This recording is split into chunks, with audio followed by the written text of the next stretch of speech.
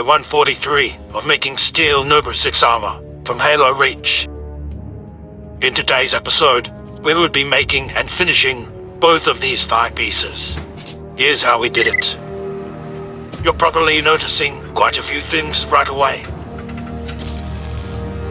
First of all, we are back from our short hiatus. The one of us who edits need to spend some time in the back to tanks.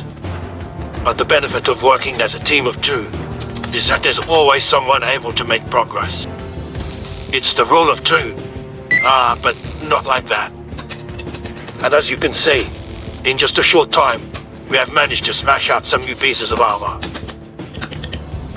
You may be thinking, it's a lot of time just for the thighs. But in the time it's taken us to make this video, we have made a lot of progress on next pieces. The shins, as you can see here. Speaking of the videos, that's the other biggest change.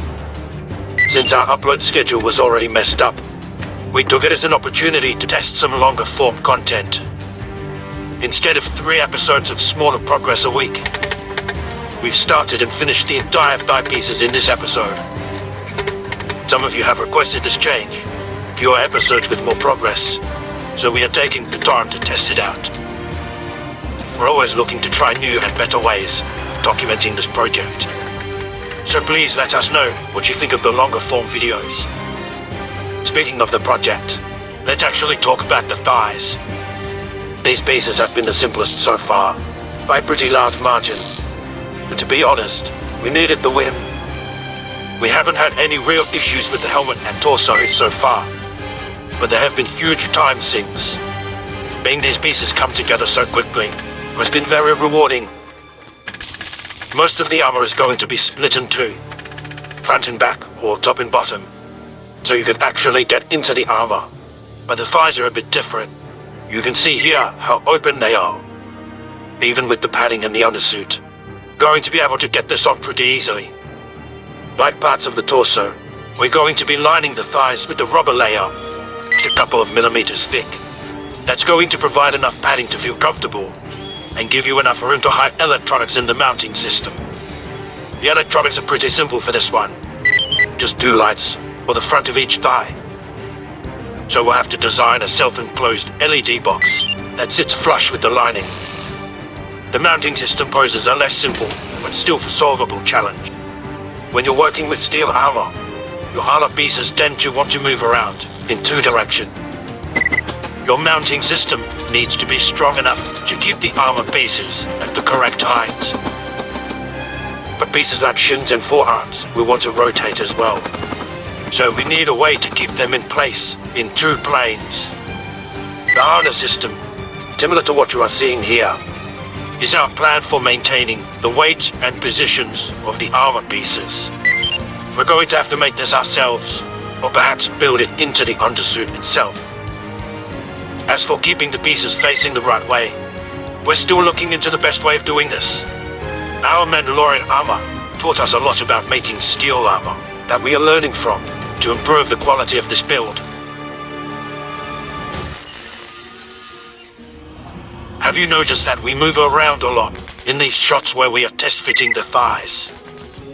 It's not for show. We're really testing for pinch points, comfort, and sizing. We're fully intending on wearing this armor.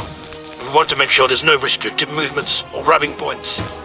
When you're walking around, especially at a convention, 2 pieces of armor rubbing against each other are going to wear away, ruin the finish.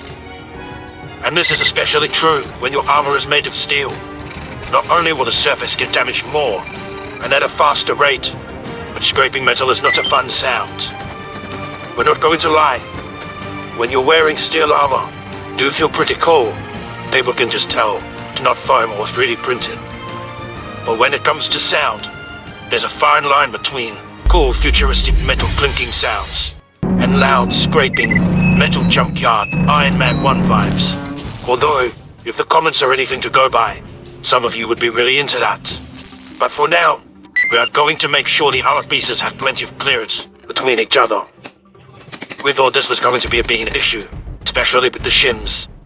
But as you'll see in one of the next videos, the templates we are following have really taken this into account. By the way, For those curious, files we are using came from the Halo 405th forums. Once we made a free account, we found the Noble 6 templates among their many other available files for people wanting to make their own prop set armor. This isn't sponsored or anything. We're just letting you know exactly where and how we found these templates.